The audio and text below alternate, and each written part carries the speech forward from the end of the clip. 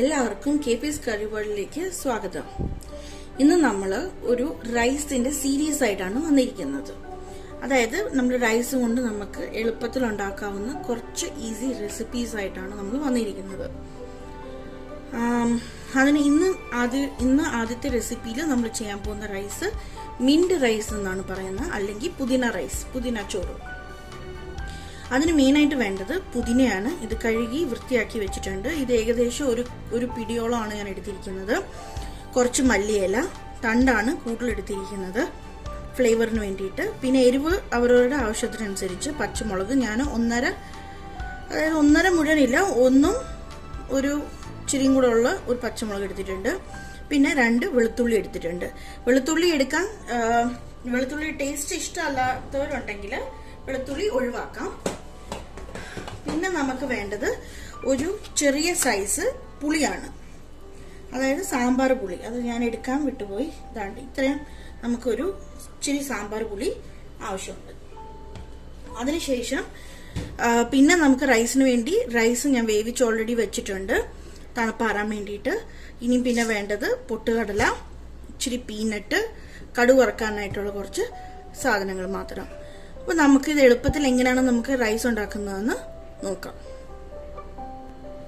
ഇവിടെ ഞാൻ എടുത്തിരിക്കുന്നത് ഒരു അയൺ പാൻ ആണ്. അപ്പൊ നമുക്ക് ആദ്യമേ പുതിന റൈസിനുള്ള പുതിന മസാല ഉണ്ടാക്കാം. അതിനു വേണ്ടിയിട്ട് നമുക്ക് പല രീതിയിൽ ഈ റെസിപ്പി ഉണ്ടാക്കാം, പക്ഷെ എനിക്ക് ഇത് എളുപ്പമായിട്ട് തോന്നുന്ന ഒരു റെസിപ്പിയാണ് ഞാൻ ഉണ്ടാക്കുന്നത്. പുതിന പൊതുവെ ഒരു ഇൻഗ്രീഡിയന്റ് നമ്മുടെ എല്ലാ ഐറ്റംസിലും നമ്മൾ ചേർക്കാറില്ല. അപ്പം ഇങ്ങനത്തെ റൈസ് നമ്മൾ ഫ്ലേവർഫുൾ റൈസസ് ഒക്കെ ഉണ്ടാക്കുമ്പോൾ നമ്മുടെ കുട്ടികൾക്ക് ടിഫിൻ ബോക്സിൽ നമുക്ക് വെച്ചു കൊടുക്കാൻ വളരെ എളുപ്പമാണ് ആൻഡ് സ്വാദുമാണ്. അപ്പോൾ പിള്ളേർ അത് എൻജോയ് ചെയ്യും. വെറൈറ്റി റൈസസ് ഒക്കെ പൊതുവെ നമ്മൾ ടിഫിൻ കൊടുക്കുമ്പോഴാണല്ലോ എല്ലാ അമ്മമാർക്കും രാവിലെ ടെൻഷൻ വരുന്നത് എന്താ ടിഫിൻ എന്ന് കൊടുക്കാന്നുള്ളത്.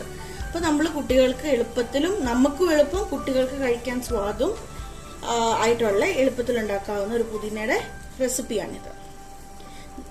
അപ്പം നമ്മൾ ഇതിലേക്ക് ഇച്ചിരി എണ്ണ കൊടുക്കുകയാണ്. ജസ്റ്റ് നമുക്ക് ആ പുതിന ഇതൊക്കെ വഴറ്റാൻ വേണ്ടിയിട്ടുള്ളത് മാത്രമാണ്. ഇനി ഇതിലേക്ക് ഞാൻ ഈ പുതിന ഇട്ട് മല്ലിയില തണ്ടോടെയാണ് എടുത്തിരിക്കുന്നത്. പുളി, പച്ചമുളക്, 2 വെളുത്തുള്ളി. ഇനി നമുക്കിതൊന്ന് നന്നായിട്ട് ഇളക്കാം.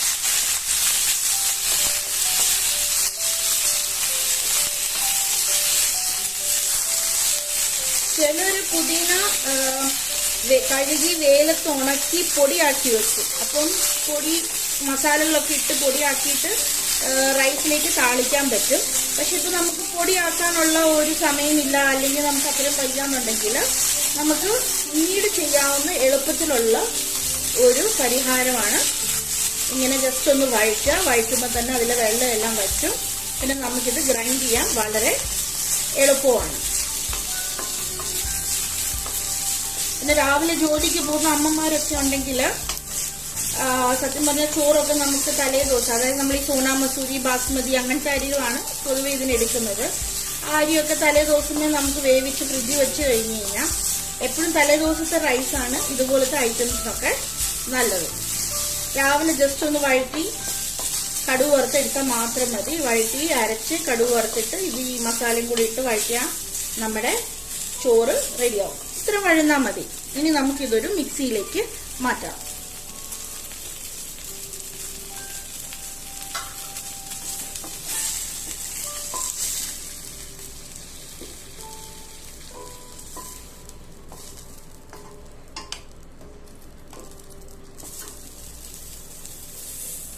ഇതൊന്ന് ആറട്ടെ, എന്നിട്ട് നമുക്ക് ഗ്രൈൻഡ് ചെയ്യാം. ഇനി ഇതേ പാനിലേക്ക് നമുക്ക് ഇച്ചിരി എണ്ണ ഒഴിച്ചു കൊടുക്കാം. കടുക് വറുക്കാൻ വേണ്ടിയിട്ടാണേ. നെയ്യ് ഒഴിക്കാം. ഞാനിപ്പോൾ എടുത്തിരിക്കുന്ന എണ്ണയാണ്. പീനട്ട് ഓയിലാണ് ഞാൻ എടുത്തിരിക്കുന്നത്. നിങ്ങൾക്ക് ഇഷ്ടമുള്ള എടുക്കാം, പക്ഷെ വെളിച്ചെണ്ണ കഴിവതും ഒഴിവാക്കുന്നതാണ് നല്ലത് ഈ ഒരു ചോറിന്. പീനട്ട് ഓയിലോ അല്ലെങ്കിൽ എള്ളെണ്ണ എടുത്താലും സ്വാദാണ്. ഇനി ഈ എണ്ണയൊന്ന് ചൂടാവാൻ നോക്കാം. നമ്മുടെ എണ്ണ ചൂടായിട്ടുണ്ട്. ഇനി ഇതിലേക്ക് നമുക്ക് കടുക് വറുക്കാനുള്ള സാധനങ്ങൾ ഇട്ട് കൊടുക്കാം.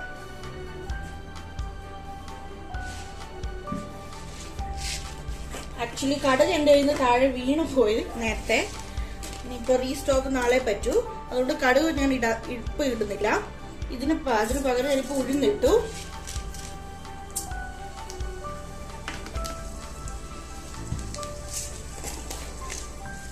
പൊട്ടുകടല ഇട്ടുന്നു.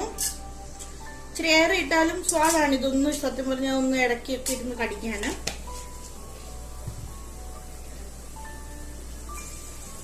അതുപോലെ പീനട്ടും ഇട്ട് കൊടുക്കുകയാണ്. ഇത് തൊലി കളഞ്ഞ പീനട്ടാണ്. ഇതും ഒന്ന് ഇട്ട് നമുക്കൊന്ന് റോസ്റ്റ് ചെയ്തെടുക്കാം.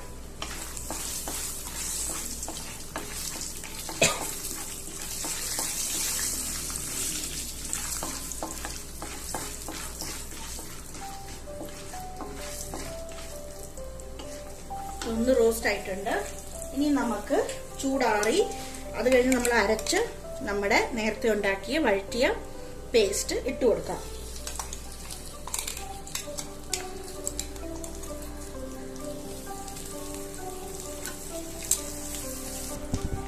ഇനി ഇതൊന്ന് നന്നായിട്ട് നമുക്ക് വഴറ്റി കൊടുക്കാം.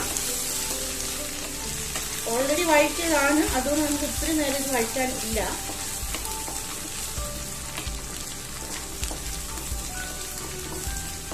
ഇനി ഇതിലേക്ക് ഇച്ചിരി ഉപ്പിടാം.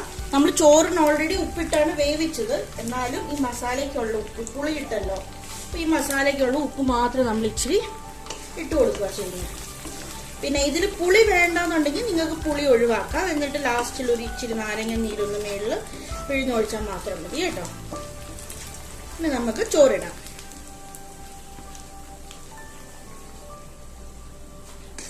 ഈ സ്റ്റേജിൽ ഞാൻ ഗ്യാസ് ഓഫ് ചെയ്ത് കൊടുക്കുകയാണ്. കാരണം ഇതെല്ലാം നമ്മുടെ വെന്തു, ചോറ് നമ്മുടെ വേവിച്ചതാണ്. ഗ്യാസ് ഓഫ് ചെയ്തു. ഇനി നമുക്ക് ചോറിട്ട് കൊടുക്കാം. എപ്പോഴും ഇതിന് ചൂട് ചോറിടുന്നതിനെക്കാട്ടിലും നല്ലത് തണുത്ത ആറിയ ചോറാണ് നല്ലത്.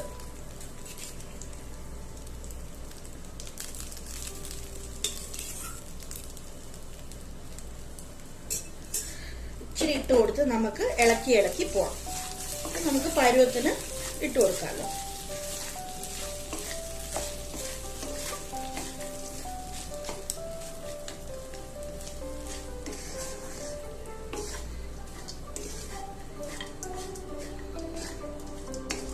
നമ്മൾ നമ്മുടെ മക്കൾക്ക് കൊടുക്കുമ്പോൾ ഇതിനകത്ത് ഇച്ചിരി നെയ്യ് ഇട്ടാലും നല്ല സ്വാദാണ്.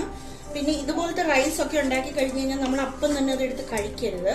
കുറച്ചു നേരം ചോറിലേക്ക് ഇതിന്റെ ഫ്ലേവേഴ്സ് ഒക്കെ ഒന്ന് അബ്സോർവ് ആവാൻ നമ്മൾ വെയിറ്റ് ചെയ്യണം. ഇനി നമ്മൾ വീണ്ടും ഇട്ട് കൊടുക്കുവാണ്. എന്നിട്ട് നമുക്ക് നന്നായിട്ട് ഇളക്കി കൊണ്ടുവരാം.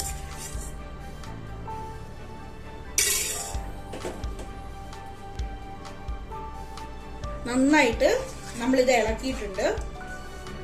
ഇനി ഇച്ചിരി ഉപ്പൊക്കെ നോക്കാം, ഉപ്പ് പാകത്തിനുണ്ടോ ഇല്ലയോ എന്നുള്ളത്.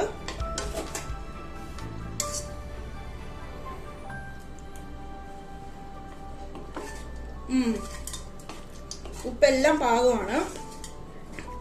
ഇത് നമുക്ക് കറിയൊന്നും വേണ്ട സത്യത്തില്. പിന്നെ നമുക്ക് എന്തെങ്കിലും വെക്കണം എന്നുണ്ടെങ്കിൽ ഒരു പപ്പടം വെക്കാം, അതുപോലെ ഉരുളൻകിഴങ്ങ് മെഴുക്കുവരട്ടി. പക്ഷെ ഇന്ന് ഞാനിത് സെർവ് ചെയ്യുന്നത് മീൻ വറുത്തതിന്റെ കൂടാണ്, അയില വറുത്തതിന്റെ കൂടാണ്. അപ്പൊ ഇനി സെർവ് ചെയ്യുമ്പോൾ ഞാൻ ബാക്കി കാണിക്കാം. ഇതാണ് നമ്മുടെ സ്വാദിഷ്ടമായ പുതിന ചോറും മീൻ വറുത്തതും റെഡി ആയിട്ടുണ്ട്.